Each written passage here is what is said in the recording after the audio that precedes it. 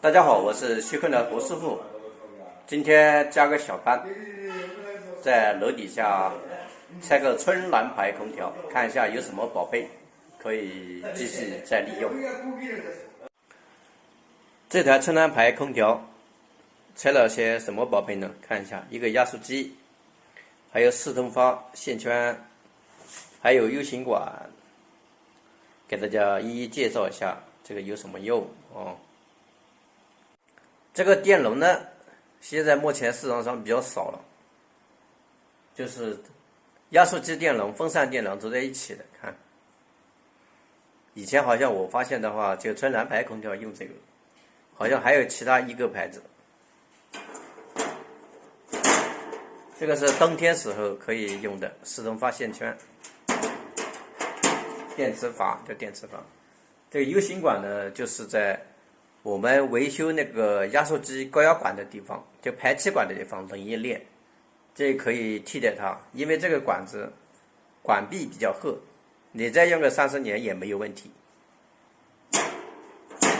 还有这个7字形的这个管子，这个也是管壁比较厚，一般是不容易瘪掉，可以用在移机过程维修。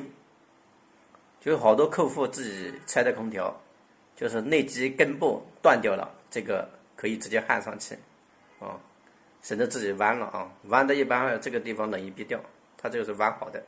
还有这个 U 型管有时候也能用得上啊，这个是12的，这是一款非常不错的压缩机啊，以前也拆过，功率是1300瓦，1.5匹的。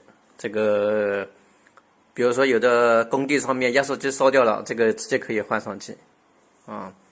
如果是那个城市比较好的定频空调，外机壳比较新的话，也可以把这个换上去啊。压缩机坏的话，可以换个一个，这就这么多宝贝呢，给大家分享啊。胡师傅一天到晚就是怎么讲呢？出门在外干什么？就是为了生存啊，生存搞钱啊，养家糊口啊。本期拆外机的视频就分享到这里。如果喜欢我胡师傅的，麻烦点个关注，谢谢大家，我们下期再见哦。